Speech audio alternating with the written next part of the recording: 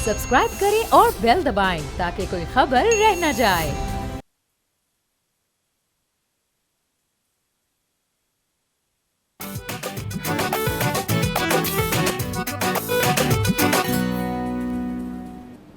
अस्सलाम वालेकुम, बोलो जनाब में बहुत बहुत खुश आमदीद। मैं हूँ असद निज़ामी, मेरे साथ हैं अली आफ्ताब। सर क्या हाल है? सर हाल ये है कि ज़ाहिर है सब डिस्कस कर रहे हैं इस वक्त के जो मुज़ाकरात थे वो ख़त्म हो गए, और लेकिन वो ख़त्म जो है वो जो 1-to-1 मुज़ाकरात हैं वो ख़त्म हुए हैं, लेकिन इस वक्त हॉटलाइंस खुली हुई हैं, बातचीत हो रही है। देखें इस वक्त सब टेवेबाजी कर रहे हैं, सब के गेसेस हैं। मेरा अपना ज़ाती ख्याल जो है, मैं ऑप्टिमिस्ट हूँ। मुझे ये लगता है कि इवेंचुअली इंशाल्लाह जो है वो सीज़ फायर बरकरार रहेगा, और उम्मीद है कि इवेंचुअली कुछ सालसी भी हो जाएगी। देखें बात यह है कि मैं देख रहा हूँ अभी टीवी स्क्रीन्स के ऊपर कुछ एक सख्त ट्वीट का भी जिक्र चल रहा है ट्रंप साहब की तरफ से, लेकिन ऑन दी अदर हैंड आप ये भी तो देखें ना कि अगर एक नशिस्त के अंदर डील फाइनलाइज हो जाती तो मतलब ईरान के अवाम तो जो भी कहते हैं, लेकिन अमेरिका के अवाम भी तो ये कहते हैं कि अगर ये सारा का सारा मामला एक नशिस्त से ख़त्म हो सकता था तो फिर इतना बड़ा एक्शन 40 दिन तक जंग करने की क्या ज़रूरत थी। सो अब आपकी मतलब जो ममालिक जंग में मुलव्वस हैं उनकी लोकल अवाम, उनकी लोकल पॉलिटिक्स वो भी तो एट प्ले है। सो अभी हम ये सोच रहे हैं कि शायद ये मुज़ाकरात नाकाम हो गए। ये मुज़ाकरात नाकाम नहीं हुए। सबसे पहली चीज़ तो ये कि सबसे ज़्यादा हुर्मत दुनिया में इंसानी जान की है। पाकिस्तान ने जो 2 हफ्ते का सीज़ फायर करवाया है, अगर कल की तारीख़ में, अगर आज की तारीख़ में ईरान में किसी शख्स की जान गोलाबारी से नहीं गई तो ये एक बहुत बड़ी बात है। दूसरी चीज़ ये है कि अभी हमने सबसे पहले तो ये देखना है कि क्या 2 हफ्ते पूरे होते हैं या नहीं होते सीज़ फायर के। 2 हफ्ते में बहुत सारे रास्ते निकलेंगे। अगेन हमने इन दोनों पार्टियों को आमने सामने करवा दिया है। इससे भी सर ह्यूमनाइजेशन होती है। एक पार्टी दूसरे पार्टी को देखती है, वो सोचती है कि अच्छा ये भी इंसान है, इसके साथ भी डील करने का ये तरीका है। सो मेरा ये ख्याल है कि मैं टीवी चैनल्स जो मर्ज़ी कहें, तज्ज़ियाकार जो मर्ज़ी कहें, मैं एक तो खिराज तहसीन पेश करता हूँ पाकिस्तान की सरकार को, और दूसरा मैं होपफुल हूँ। Sir I think Wahid policy जो है इन मामलात में वही पॉलिसी जो आपने अपनाई है। We should remain hopeful. बहुत से लोगों की मैंने बातें सुनी, बहुत से लोगों से बातें की, और कल के मामलात का जायज़ा लिया। हम खुद भी ट्रांसमिशंस में यहाँ पर मैं थे, हमें मिनट बाय मिनट जो चीज़ हो रही थी पता चल रही थी। लेकिन जो जेडी वैंस की सुबह की स्टेटमेंट थी उसको थोड़ा सा अगर आप डिसाइफर करें और उसके अंदर थोड़े से आप देखें कि वो असल में बात क्या कर रहे हैं, तो उसका एक पॉजिटिव आउटलुक भी है और बहुत नेगेटिव आउटलुक भी है। देखें उन्होंने लफ्ज़ इस्तेमाल किए कि जी हमने अपनी रेड लाइंस दे दी हैं, और रेड लाइंस तो अमूमन तब आप रीच करते हैं जब आप नेगोशिएशन के एंड पे होते हैं, जब आप अपनी नेगोशिएशन एंड कर लेते हैं और आप कहते हैं कि यार ये हमारे बॉटलनेक्स हैं, यहाँ से आगे हम नहीं जा पा रहे, तो ये हमारी रेड लाइन है। ये एक मुस्बत बात और अच्छी बात इस लिहाज से है कि जी आपने 21 घंटे जैसे वो कहते हैं हमने मुज़ाकरात किए। इसका मतलब है कि मोर और लेस आपकी बहुत सारी बातें जो हैं इन 21 घंटों में जो है वो हो गई होंगी। उसके एंड में कुछ चीज़ें रह गई हैं जो हमारी रेड लाइन्स हैं, और ये क्या कि वो जेडी वैंस जो है वहाँ से चले गए। इसका मनफी पहलू ये है ऑब्वियसली कि जी शायद उन मीटिंग्स के अंदर कुछ भी एग्री नहीं हुआ। शायद उस मीटिंग्स के अंदर जो 10 पॉइंट्स एंड 15 पॉइंट्स जितने भी पॉइंट्स थे वो सारे एग्री नहीं हुए। अब अगर पॉजिटिव आउटलुक लें जैसे आप कह रहे हैं तो उसके अंदर ये है कि जी अभी तक सीज़ फायर जो है फिल वक्त जो हम शो कर रहे हैं तो बरकरार है। अभी तक कोई अटैक्स के ऊपर बात नहीं हुई। अलबत्ता जो इज़राइल की तरफ से एक उनके जो आर्मी चीफ़ है उनकी तरफ से, क्योंकि वो आती रहती हैं इस किस्म की चीज़ें, तो ये बात आज अभी अब से कुछ घंटा पहले उन्होंने की है कि रिजम्पशन ऑफ अटैक्स में बिगिन, ये उन्होंने बात की है। अच्छा अब देखें इसके अंदर डिस्ट्रप्टिव फैक्टर जो मैं 1-2 दिन से कह रहा हूँ वो होना ही इज़राइल था। अब ये नहीं पता हमें कि बिहाइंड क्लोज डोर्स किसको फ़ोन किया, कौन इन्वॉल्व था, किससे बातें हो रही थी। मैं दावे से कहता हूँ, यकीनन कहता हूँ कि इज़राइल भी इसके अंदर इन्वॉल्व होगा इस चीज़ के अंदर, क्योंकि ज़ाहिर है वो पार्टी है टू दिस इंटायर कॉन्फ्लिक्ट। सो उनसे भी बात हो रही होगी। सो लॉन्ग स्टोरी शॉर्ट ये है, हम अगर नहीं भी बात कर रहे तो अमेरिका तो उनको पल भर की खबर दे ही रहा होगा। Exactly. So long story short मेरे लिए ये है कि एक तो पाकिस्तान का इसका मौक़िफ़ जो पाकिस्तान ने अचीव किया, इसके अंदर पाकिस्तान ने बेसिकली एक टेबल पे दो लोगों को बिठाया, बड़े बेहतरीन अंदाज में, एक मेज़बान की हद तक भी, एक मीडिएटर की हद तक भी अपना रोल अदा किया। इस बात की खराज तहसीन जाती है हमारी हुकूमत को, हमारी फ़ौज पाकिस्तान को। लेकिन इसके अंदर अगर तो कोई ये एक्सपेक्ट कर रहा था कि जी क्योंकि पाकिस्तान ने ये कर दिया है तो आज रात को एक जॉइंट स्टेटमेंट आ जाएगी जी कि सब ठंडी हो गई है, सब ख़त्म हो गया, मामला चिल हो गए, ये नहीं था होना। 47 साल की एक हिस्ट्री है, उसके अंदर जो है इजराइल ईरान का जो है अमेरिका के साथ एक बहुत बड़ा डिस्ट्रस्ट है, एक बहुत बड़े ताल्लुकात के अंदर बहुत बड़ा एक गैप है।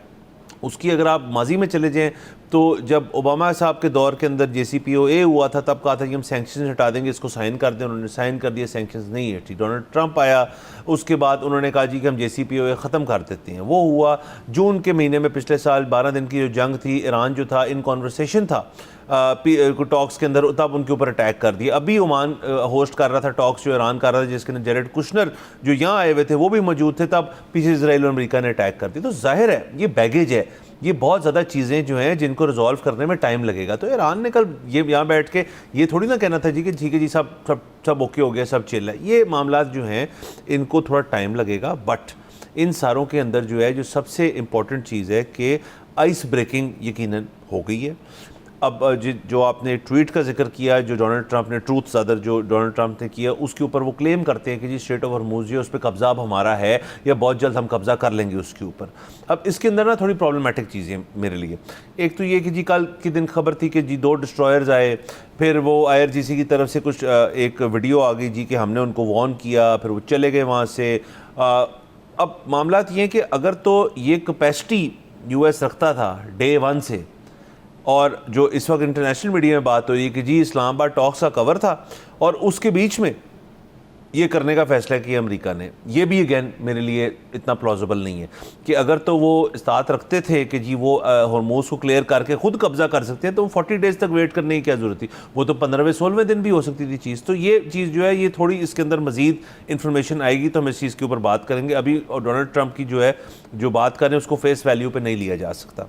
आगे जाते हुए अब ईरान के अंदर भी जाहिर है, ये देखें जो लीडरशिप आई थी उसके अंदर एक सिमिलरिटी थी कि JD वेंस रिप्रेजेंट कर रहा था अमेरिका को, यानी कि डोनाल्ड ट्रंप को, ईरानी वक्त जो रिप्रेजेंट कर रहा था मुस्तफ़ा ख़मेनी को और IRGC को। अब ये वापस जाके अपने अपने जो पॉइंट्स हैं, जो डिस्कशंस हुई हैं, वो उनसे डिस्कस करके किसी न किसी तरह की बैकडोर डिप्लोमेसी फिर से शुरू होगी।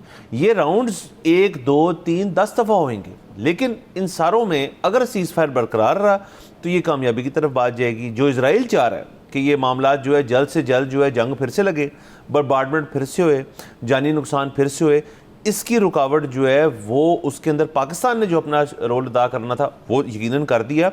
अमेरिका क्या रोल अदा करता है नहीं करता ये वक्त बताएगा, और ईरान का रद्द अमल क्या होता है ये भी वक्त बताएगा। जी बिल्कुल, देखिए ना कि मैं और आप तो उस कमरे में मौजूद नहीं थे जहाँ पर मुज़ाकरात हो रहे थे। हम तो जाहिर है एज एन आउटसाइडर, मैं आउटसाइडर इसलिए कहूँगा कि हम ख़बरों से तो बड़े जो है बाखबर रहते हैं, लेकिन हमारा ताल्लुक़ तो ज़ाहिर है ना ईरान से है ना अमेरिका से है। सो वहाँ के अवाम जो है उनके लिए क्या चीज़ इम्पॉर्टेंट है, वहाँ के हुक्मरानों ने अपने अवाम से क्या वादे किए हुए हैं, कितना वो पीछे हट सकते हैं निगोसिएशन में, कहाँ पर जाके किसकी रेड लाइन आ जाती है। अब यहाँ पर हम जो गैस कर रहे थे वो ये कर रहे थे कि ईरान के लिए जो सबसे बड़ी 2 इम्पॉर्टेंट चीज़ें होंगी उनमें से ज़ाहिर है एक जंगबंदी होगी और दूसरी सैंक्शंस की अपलिफ्टिंग होगी, क्योंकि अगर ऐसा नहीं होता तो फिर जाहिर है अगर जंग का ख़तरा ही मंडलाता रहेगा तो फिर वो कैसे अपना मुल्क जो है वो रीबिल्ड करेंगे जो इतना नुकसान हो चुका है। इसी तरह अगर सैंक्शंस नहीं हटती तो फिर वो अपना इंफ्रास्ट्रक्चर कैसे बिल्ड करेंगे। सो हमारे नज़दीक ये सबसे 2 इंपॉर्टेंट चीज़ें थी। But on the other hand अब जो रूमर्स वहाँ से बाहर निकल रही हैं और फिर जो ट्रंप साहब का ट्वीट अगर वो सही है तो वो जो कहता है कि जो ईरान है वो किसी सूरत भी अपना जो यूरेनियम है वो नहीं देना चाहता। अगेन जिस तरह से आपने बात की कि जी क्योंकि बैगेज इतना है, ईरान के साथ कितनी दफ़ा ये वादा करके कि हमारी ये डील होने को जा रही है और उसके बाद डील से पहले उन पर अटैक कर दिया गया, तो ऐसे मौके पर एक मुल्क जो है वो ये क्यों मानेगा। सो अगेन बात वही है कि इसमें कोई शक नहीं, दोनों ममालिक जंग बंदी अब चाहते हैं क्योंकि दोनों ममालिक का बहुत ज़्यादा नुकसान हो रहा है। हैविंग सेड दैट, दोनों ममालिक जो हैं, दोनों ममालिक की जो हुकूमतें हैं, उन्होंने वोट भी लेना होता है, उन्होंने अपने अवाम से भी बात करनी होती है, उनको भी फेस करना होता है। सो उन दोनों को विक्ट्री भी चाहिए। अच्छा, अब उनके अवाम के लिए क्या चीज़ें इंपॉर्टेंट हैं, ये सारी जो है ना, ये कॉम्प्लेक्स डील्स हैं। ये सिचुएशन जो है ना, ज़िंदगी जो है, मैं तो हमेशा ये कहता हूँ कि अगर कोई मुझे दुनिया में किसी भी मसले का कोई आसान हल बताता है ना, तो मैं हमेशा उसके बारे में ये कहता हूँ कि ये नहीं हो सकता। उसकी वजह ये है कि दुनिया के प्रॉब्लम्स कॉम्प्लेक्स होते हैं, उनके सॉल्यूशंस भी कॉम्प्लेक्स होते हैं। ये जो एक है ना कि बस करप्शन ठीक कर दो सब ठीक हो जाएगा, ऐसे नहीं होता। सो पाकिस्तान ने एक कॉम्प्लेक्स डील करवाने का एक फ़ैसला किया, उसके लिए दोनों को टेबल पर बुलाया। बहुत हमें शुक्रगुजार होना चाहिए, एक तो इस हुकूमत का जिसने ये सोचा, और फिर उन हुकूमतों का जिन्होंने ट्रस्ट किया और वो आ गए।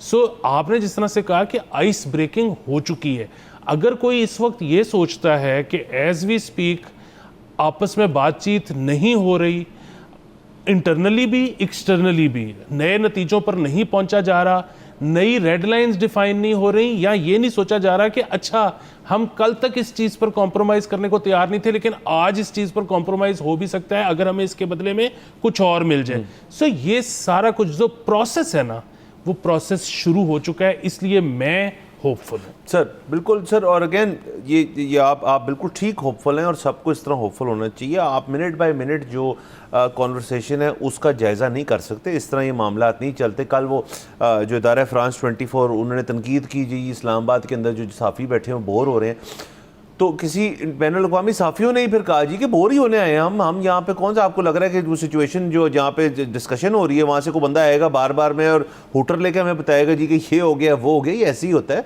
सहाफ़ती अमल इन मामलात में इसी किस्म का होता है कि जी आप वेट करते हैं और फिर उसके बाद को खबर आती है, अगर ना भी आए तो ये वेटिंग गेम होती है। एक तो ये बात होगी। दूसरा, आपने न्यूक्लियर का जिक्र किया, तो न्यूक्लियर वाला मामला बड़ा है इंटरेस्टिंग, क्योंकि देखें हम अगर जून में जाएं 2025 के, तो डोनाल्ड ट्रंप ने जो अपने B-52s भेजे वहाँ पे और बंकर बस्टर्स मारे और ईरान की न्यूक्लियर फैसिलिटीज़ जो है उनको ओबलिटरेट कर दी, ये वो कहते हैं, मैं नहीं कह रहा। तो अगर तो वो बात सही थी, उसके बाद उन्होंने इस बयान को परसों चेंज किया कि जी वो हमने ओबलिटरेट तो कर दी, लेकिन जो जिसको वो न्यूक्लियर डस्ट कहते हैं कि वो ज़मीन के अंदर दफन है उनका यूरेनियम जो है, उसको एक्सट्रैक्ट करेंगे। और 2-3 दिन पहले वो कहते थे ईरान और हम इकट्ठे उसको एक्सट्रैक्ट करेंगे और हमें वो वापसी कर देंगे, या जो दुनिया के अंदर जो वापसी कर देंगे। एक तो ये बात होगी कि इसके अंदर बड़े कन्फ्लिक्टिंग ओपिनियंस है। दूसरा, देखें जो लीडरशिप है ना, उसकी असेसमेंट करने की ज़रूरत है। जो मामलात जब ये जंग शुरू हुई, जो पहला अटैक था जिसके अंदर जो मुस्तफ़ा ख़ामेनी है, जिनको मारा गया उसके अंदर, जिनको शहीद किया गया उसके अंदर, वो जो सारा मामला था वो एक हार्ड लाइनर उस तरह से नहीं थे इस रजीम के या इस ईरानी गवर्नमेंट के, जो वो कहते थे कि जी हम न्यूक्लियर वेपन बनाएंगे। इसकी 2 मिसालें आती हैं हमारे पास। JCPOA में जाना नंबर 1 मिसाल जाती है। दूसरा, ओमान की जो एक रिप्रेजेंटेटिव है, उनका ये कहना है कि जी टॉक्स यहाँ तक पहुँच गई थी कि यूरेनियम वैसे ही देने लगे थे आपको। ये 2 इसके बड़े एविडेंसेस हैं। जो उनके साहबजादे हैं जो अब हैं यहाँ पे, अलबत्ता उनके ऊपर जो बात की जाती है वो ये की जाती है कि वो शायद ज़्यादा प्रोन है कि जी न्यूक्लियर होना चाहिए। अब मुझे बताएं कि एक मुल्क जिसके साथ इस किस्म के मामलात हुए हों कि उनकी टॉप टियर लीडरशिप जो है उनको उनके मुल्क में आके मारा गया नजायज़, और उसके बाद जो है आप कह रहे हैं जी अब न्यूक्लियर डिसआर्मामेंट जो है आपने करनी है। वो तो देखें, आपने इफ़ेक्टिवली तो रजीम चेंज अगर करनी थी, जो कि नहीं हुई बाय द वे, बट अगर आपने करनी थी, अगर तो वो हो गई है, तो अब तो आपने ऐसी रजीम इन प्लेस कर दी है जिनके IRGC के हेड को भी आपने मारा, और उसके बाद अब वो जो हैं आप कह रहे हैं न्यूक्लियर अपना प्रोग्राम बिल्कुल छोड़ देंगे। ये तो बड़ी एक फूल्स पैराडाइज है ना, जिसके अंदर अमेरिका रह रहा है कि जी हम ये सारा कुछ करेंगे भी, उसके बाद वो हमारा कहना भी मान लेंगे और सब कुछ हो जाएगा। अगेन, न्यूक्लियर डिसआर्मामेंट ईरान की जो है वो प्रेरोगेटिव सिर्फ अमेरिका का नहीं है। आप GCC को ले लें, आप एक हद तक पाकिस्तान को ले लें, आप सऊदी अरब को ले लें, आप बाकी मुल्कों को ले लें, हम मेरे ख्याल में बतौर ख़ित्ता जो है नहीं चाहते कि ईरान जो है या कोई भी मज़ीद एक नेशन जो है वो न्यूक्लियरली आर्म हो। ये तो देखें ना, एक ज़माना था जिसके अंदर जो है न्यूक्लियर आर्ममेंट हमने भी की और लोग मुल्कों ने भी की, बट ईरान के ऊपर जो है ये बेसिकली एक इत्तफाक़ राय है कि शायद और मुल्क भी ये चीज़ जो है इसको ना करना चाहिए in this day and age. So America इसके अंदर अकेला नहीं है। सो इसके अंदर अमेरिका खुद जो है, जिससे मिसट्रस्ट है, एज आई सेड बिफोर, अगर वो खुद ये बात करेगा, ईरान की हद तक ये बात जो है एक्सेप्टेबल नहीं होगी इन डिस्कशन में भी, आगे वाले डिस्कशन में। लेकिन पाकिस्तान ने जो किरदार किया है मीडिएशन की हद तक, उसको मज़ीद इस्तेमाल किया जाए, जीसीसी नेशंस को इस्तेमाल किया जाए, सऊदी अरब को अगर इस्तेमाल किया जाए, तो ये बात जो है एक अच्छे तरीके से, एक आपके जैसे JCPOA के IAEA के जो मामला थे उनके तहत जो है ये मामला बड़े अच्छी तरीके से हो सकते हैं, जिसके अंदर ईरान भी इसका हामी हो सकता है।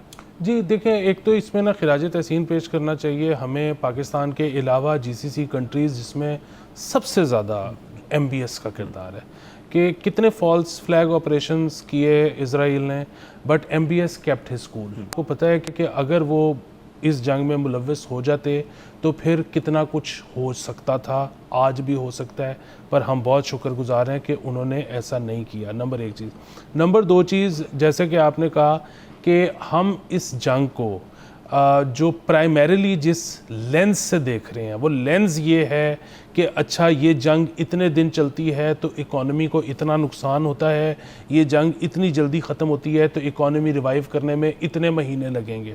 देखिए, प्राइमरीली हमें ये देखने की ज़रूरत है कि इंसानी जान जा रही है। हम अगेन अपना कुछ अरसे के लिए पेट काट सकते हैं, लेकिन इंसानी जान का ज़िया जो है, हम सारी ज़िंदगी ये पढ़ते आए हैं कि जिसने एक जान बचाई उसने पूरी इंसानियत बचाई। सो अगेन पाकिस्तान ने अगर 14 दिन का ये सीज़ फायर कामयाब हो जाता है तो हमने कितनी जानें बचाई, ये इसको जो है अप्रिशिएट करना चाहिए। नंबर 1 चीज़। नंबर 2 चीज़, जितना लंबा सीज़ फायर चलेगा उतना ज़्यादा निगोसिएशन होगी। आप उस निगोसिएशन को रोक ही नहीं सकते, उस डिप्लोमेसी को रोक ही नहीं सकते, और इवेंचुअली हर जंग आज तक तारीख में जितनी जंगें हुई हैं वो उसके बाद ख़त्म निगोसिएशन टेबल पर ही हुई है। बिल्कुल सर। और सर हमारे काफ़ी पॉइंट्स हैं इसके ऊपर, इस कॉन्वर्सेशन को आगे लेके चलते हैं। यहाँ पे जाना है हमने ब्रेक के ऊपर। Let's take a break.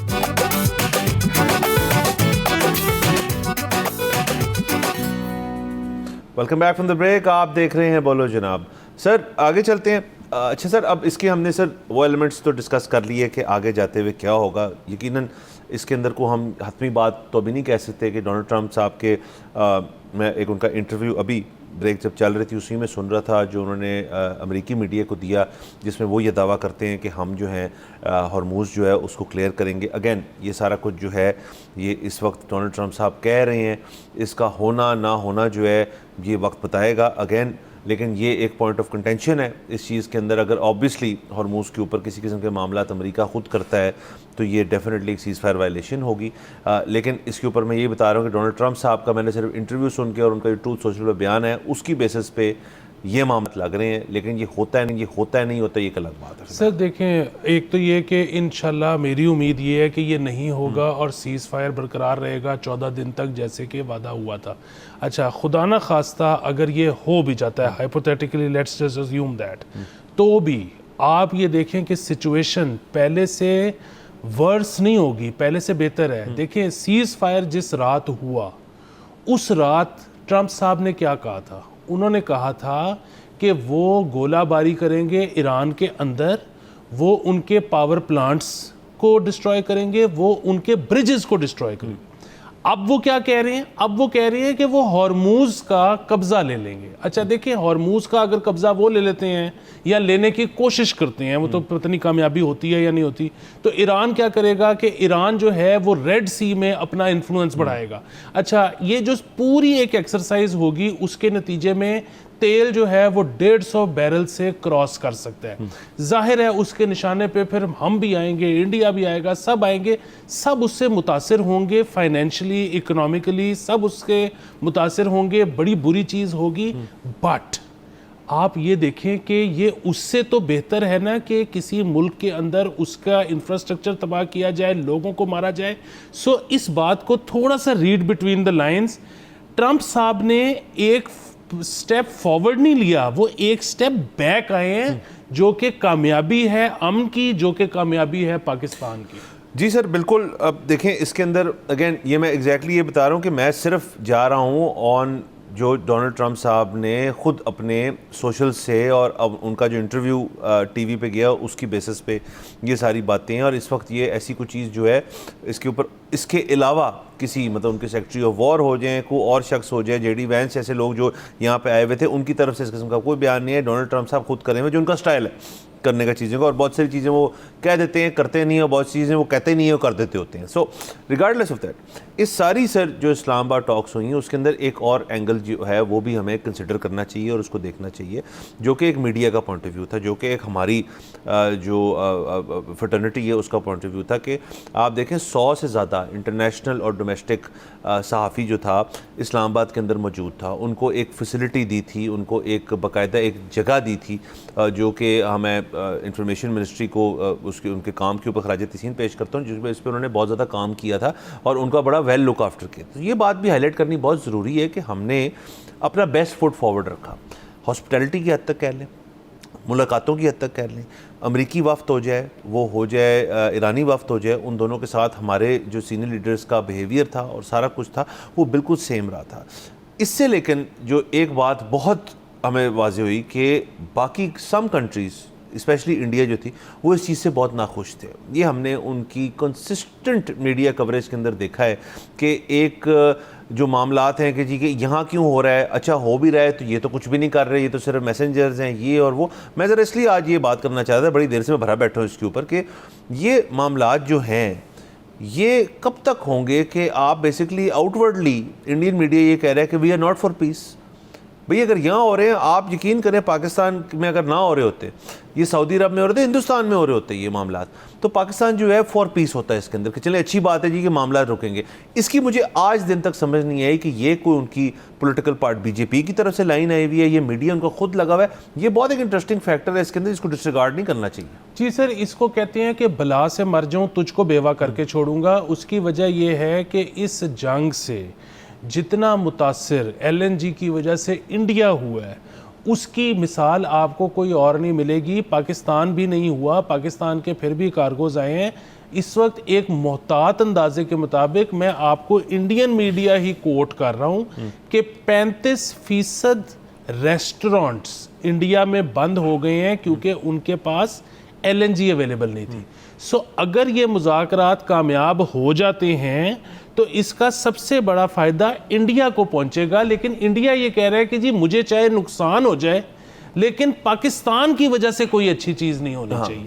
सो ये अगेन, अब ये नफ़रत के जब आप इस लेवल पर चले जाते हो तो उस पर सिर्फ एक नुकसान होता है, और वो ये कि नफ़रत करने वाला दूसरे को नुकसान पहुंचाने से पहले अपने आप को नुकसान पहुंचा लेता है। सो ये बात वहाँ के अवाम को अगर समझ आ जाए और वो अपने जो इलेक्टेड गवर्नमेंट है उसको वो तब्दील कर सकें तो ये वहाँ के अवाम के लिए बेहतर है। बाकी हमें तो अगर आप पूछें तो हमें तो मोदी साहब का फ़ायदा ही फ़ायदा हुआ है, हमें मोदी साहब का नुकसान तो कोई नहीं हुआ, क्योंकि जो 6 मई 2025 में मोदी साहब ने पाकिस्तान में हमला करने का फ़ैसला किया, वो दिन और आज का दिन पाकिस्तान जो है वो परवाज़ उसकी पकड़ी नहीं जा रही, और इंडिया जो है वो अपने बेस्टेस्ट ऑफ फ्रेंड्स खोता चला जा रहा है। सो अगेन हम तो जैसे आपने फरमाया कि हम तो पूरे खित्ते की सलामती, पूरे खित्ते की तरक्की मांगते हैं, चाहते हैं, जिसमें इंडिया शामिल है।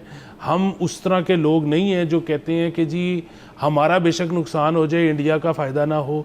सो ये वो सोच है, जिस सोच के साथ आप चलेंगे तो पूरा खित्ता तरक्की करेगा, क्योंकि ये भी मुमकिन नहीं है कि खित्ते में कोई एक तरक्की याफ्ता हो और दूसरा जो है वो ज़वाल पजीर हो। ये ऐसे चलती नहीं है दुनिया। यहाँ तो जो आपस में जो नेबर्स होते हैं वो मिल के तरक्की कर रहे होते हैं या मिल के ज़वाल पजीर हो रहे होते हैं। ये है एक बुनियादी चीज़। दूसरी चीज़, अगेन ये मुझे जो चीज़ें नज़र आ रही हैं ये उससे कम बुरी हैं जो कि सीज़ फायर से पहले अनाउंस हो चुकी थी। तो इसलिए मैं ये समझता हूँ कि ये हम बेहतरी की तरफ जा रहे हैं, ख़राबी की तरफ नहीं जा रहे। जी सर, अगेन जो मीडिया का मामला है उसके अंदर डेफिनेटली जंगी मामलात के अंदर हमने एक शिफ्ट है दुनिया के अंदर के जो बिल्कुल वो वाली चीज़ है कि जी आपको मिनट बाय मिनट हर लम्हे जो है एक अपडेट मिलती रहे, वो चीज़ नहीं हो सकती। वो ना कल हो रही थी ना आज हो रही है। जो चीज़ हतमी तौर पे सामने आ जाती है उसके ऊपर आप फिर तज्जिया कर सकते हैं, लेकिन जो गैर हतमी चीज़ है उसके ऊपर तज्जिया करना भी मेरे ख्याल में नाजायज़ है, जो कि इंडियन मीडिया की एक पुरानी आदत है। लेकिन रही सर बात अब ये सारे मामला जो अभी अपडेट्स आ रही हैं उसके ऊपर, तो यकीनन ये अगर चीज़ जो है आगे बढ़ी और अमेरिका ने कुछ किया और उसके ऊपर ईरान ने कुछ जवाब दिया, अगर इजराइल भी इसके अंदर इन्वॉल्व हुआ, सिचुएशन बैड होगी। बट इस वक्त हम जहाँ बैठे हैं उस सारी चीज़ को अगर लेआउट कर लें तो ये है कि एक ऐसी चीज़ जो कि इतने साल नहीं हुई कि ईरान और अमेरिकी वफ्द आमने सामने हुआ, वो चीज़ इस्लामाबाद में हुई। इस्लामाबाद के अंदर जो है आपने बेहतरीन किस्म की एक टॉक्स करवाई जिसका नतीजा नहीं निकला, कोई मसले वाली बात नहीं है। ये सारा कुछ जो है जो शुरू में बात कर रहा दिस डज़ नॉट मीन कि जी आप जो है जैसे आप कह रहे हैं कि आप वापस चले गए हैं आप to square one. This actually means कि अब आप बिल्ड करेंगे उन, अगर तो जेडी वैन से लफ्ज़ इस्तेमाल किया रेड लाइंस का, ईरान जो लफ्ज़ इस्तेमाल कर रहा है वो है मिसट्रस्ट का। इन रेड लाइंस और ये जो मिसट्रस्ट है इसके बीच में एक सिचुएशन जो है वो क्रिएट होती है और उस सिचुएशन के अंदर को मुकम्मल जो है अमन व अमान का सिलसिला जो है वो पैदा हो सकता है। और जैसे आपने जिक्र किया वो पूरे खित्ते के लिए ठीक है, आप उसके अंदर देखिए पाकिस्तान के लिए कितने फ़ायदे हैं। एक स्टेबल ईरान और एक सैंक्शंस से अलहदा ईरान जो है वो पाकिस्तान के लिए एक बड़ी फ़ायदेमंद चीज़ है। आप उसके बाद जो आपकी पुरानी कुछ बातें चल रही थी उनको फिर से आप उजागर कर सकते हैं। ऑयल की एक बात हो सकती है, उसके अलावा कुछ ट्रेड की बात है, गैस पाइपलाइन की बात हो सकती है। उसके अलावा अब देखें जो ये कहा था हमारे जो ट्रांसमिशन चल रही थी कि देखें ईरान के अंदर अब नहीं होनी चाहिए थी किसी भी तरह का इंफ्रास्ट्रक्चर लॉस जो हो और गोलाबारी हो, उसके ज़रिए कोई जानी नुकसान हो जाए, इंफ्रास्ट्रक्चर नुकसान हो जाए, गलत चीज़ है। लेकिन चूंकि वो चीज़ हो गई अब एक रियलिटी है तो उसकी रीबिल्डिंग जो है उसके अंदर भी पाकिस्तान मदद कर सकता है, उसके अंदर पाकिस्तान जो है वो अपना रोल अदा कर सकता है। सो अगेन ये सारी चीज़ जो है ये एक स्टेज सेट हो रही है दुनिया के अंदर कि ये जो मामलात हैं दुनिया के वो अब चेंज हो रहे हैं और जो उसके अंदर इस वक्त कॉन्सेंट्रेटेड एरिया है वो ये खिता है। सो इधर के ऊपर फोकस किया जाए, अमन के ऊपर फोकस किया जाए, पीस जो है बरकरार रहे, सीज़ फायर बरकरार रहे और तमाम जो स्टेक होल्डर्स हैं उनको इसके अंदर से, जैसे आप इकोनॉमी का जिसके ऊपर आप आखिरी सेगमेंट में पूरी इकोनॉमी के ऊपर बात करेंगे, इकोनॉमिकली आप देखें कि साउंड रहना जो है वो कितना ज़रूरी है क्योंकि 40 दिन के अंदर जो मामला हैं उससे देखें वर्ल्ड इकोनॉमी में क्या हुआ। यहाँ पे जाते हैं ब्रेक के ऊपर। See you after the break.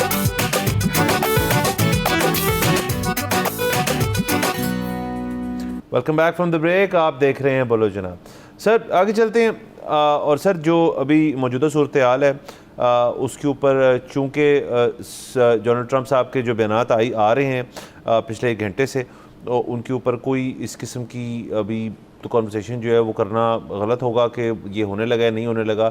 अल्लाह करे इस किस्म के मामला जो वो कह रहे हैं उस किस्म की चीज़ जो है उसको एक कंट्रोल्ड कैपेसिटी के अंदर विद नेगोशिएशंस हों, जो माहौल क्रिएट हो गया उस माहौल को बरकरार रखना चाहिए। ये तो चलें एक बात होगी, ये तो आगे जाते हुए पता चलेगा क्या होगा क्या नहीं होगा। अलबत्ता जो सर ब्रेक में बात कर रहा था कि इस सारे मामलात के जो एक इकनॉमिक असरात हैं उनको अगर आप जायज़ा लगाएं तो मेरे ख्याल में उसको जायज़ा लगाना भी बड़ा मुश्किल है। और अभी 40 समथिंग डेज़ हुए हैं इसके अंदर। दुनिया जो है वो सारी सफ़र कर रही है। आप इसके अंदर वेस्ट में चले जाएं, हमारे खिते में चले जाएं, ईस्ट में चले जाएं, साउथ कोरिया की बात कर लें, जो ऑयल इंपोर्टिंग नेशंस हैं उनकी हद तक, उनके अवाम की हद तक मामला बड़े ख़राब हैं। ये एक दुनिया के अंदर एक इकनॉमिक, जितनी ये काइनेटिक वॉरफेयर है उतनी ये इकनॉमिक वॉरफेयर की सूरत इख्तियार कर ली है इस जंग ने। और अभी देखें कि ये मामला जो है संभले नहीं है। सो ये किसी की अगर सोच थी कि जी इस्लामाबाद टॉक्स होंगी फिर ये डिसीजन रीच होएगा, उससे प्राइसेस कम होंगी, चीज़ें हो जाएंगी, मेरे ख्याल में हम उस पॉइंट पे आ चुके हैं कि अगर ये मामला लेट से अभी हमारा शौक़ जैसे ही ख़त्म होता है उसके बाद सब कुछ ख़त्म हो जाता है, जंग रुक जाती है जो ऑब्वियसली नहीं हो रहा, तो उसके बाद भी कई महीने या ना सिर्फ महीने साल शायद लग जाए कि इसका जो इकोनॉमिक इम्पैक्ट आया है उससे रिकवर करने के लिए। जी बिल्कुल। एक तो ये देखें ना कि जिस दिन पाकिस्तान की टॉक्स अनाउंस हुई हैं उस दिन $3 ट्रिलियन मार्केट ऊपर गई है। सो इसका मतलब ये है कि अमेरिकन मार्केट भी ब्रंट तो महसूस कर रही थी इस जंग का। अमेरिका ने भी अभी नवंबर में मिड टर्म्स में जाना है। अमेरिका में मतलब मार्केट जो है वो डिटरमिन करती है कि आपको वोट मिलेगा कि नहीं मिलेगा। सो एक और चीज़ आपको याद होगा कि अब ज़ाहिर है जब एक दफ़ा मुज़ाकरात शुरू हो गए तो फिर तो वो हम देख रहे थे कि जो हेटर्स हैं वो दुआएं ही कर रहे थे कि जी नाकाम हो जाए, बट उनकी तरफ से उस तरह से तनकीद आनी बंद हो गई थी। तनकीद आ रही थी जब शुरू में पाकिस्तान ने अनाउंस किया, इन्होंने बड़ी तनकीद की कि ये कौन होते हैं करने वाले। उसके बाद जब दोनों तरफ से हाँ हो गई तो उन्होंने कहा जी ये तो ऐसे ही कह रहे हैं, इन्होंने आना ही नहीं। फाइनली पता लगा कि वो जी रास्ते से निकल पड़े हैं, जी उधर से कौन लोग आ जाएंगे, ये तो ऐसे ढकोसला है। लेकिन फिर हमने देखा अमेरिका से जो लोग यहाँ पर आए, मतलब इससे ऊपर तो सिर्फ डोनाल्ड ट्रंप ही थे और कोई बंदा इंपॉर्टेंट ऐसा नहीं था जो इस्लामाबाद ना पहुंचो। इसी तरह जो ईरान से लोग आए उनकी तो आधी से ज़्यादा काबीना यहाँ पर मौजूद थी, मतलब इसके ऊपर आप यही मांग सकते थे कि जी खamenei साहब खुद आ जाएं।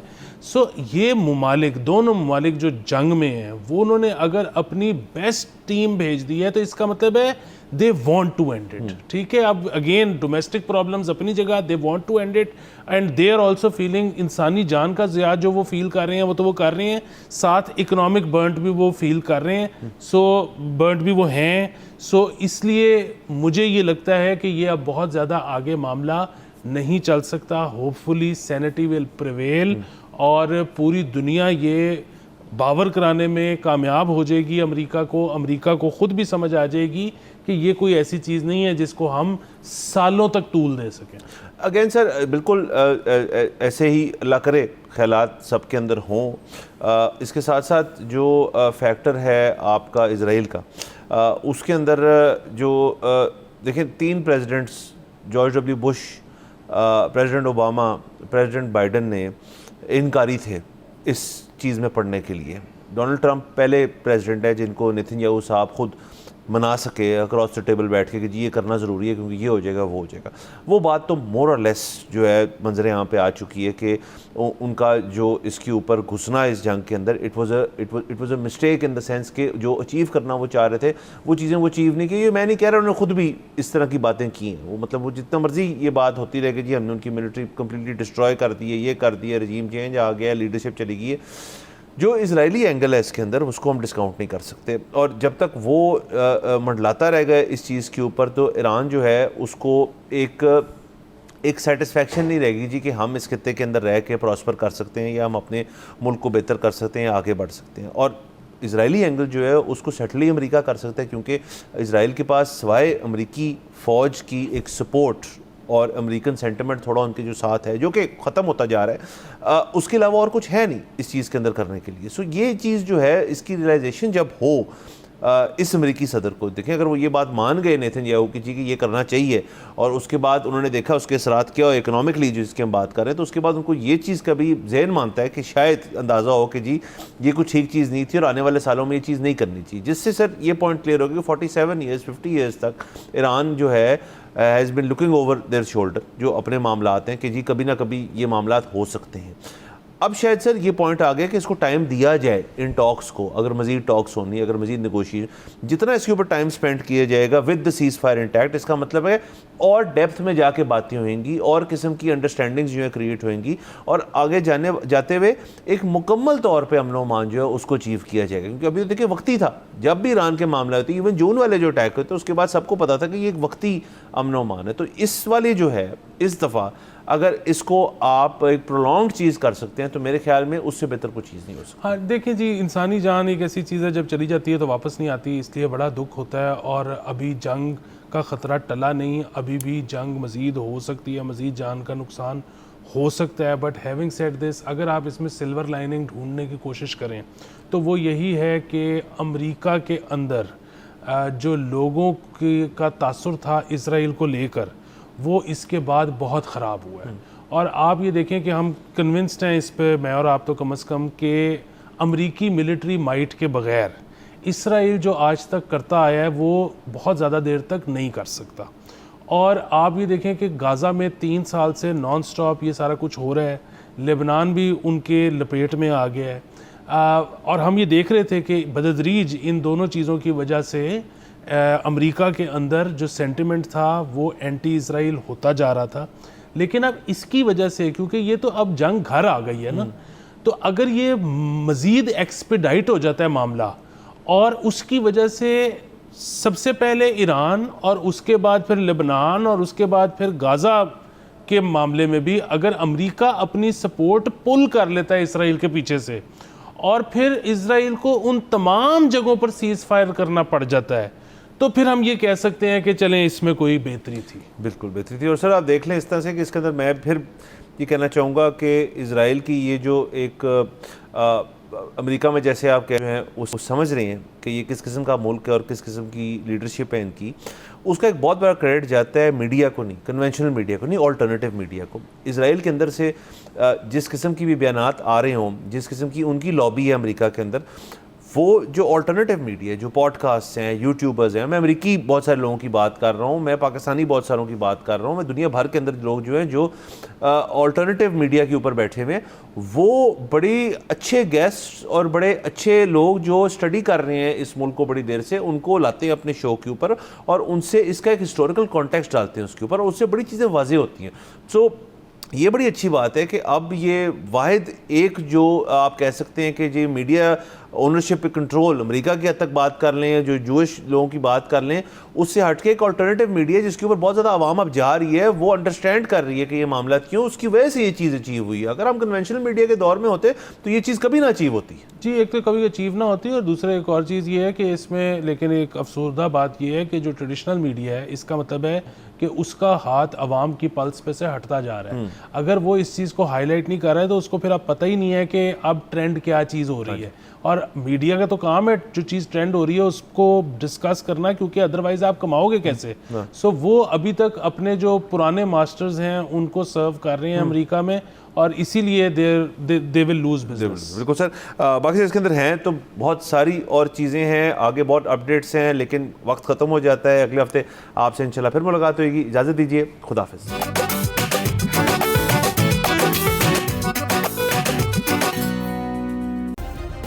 सब्सक्राइब करें और बेल दबाएं ताकि कोई खबर रह न जाए।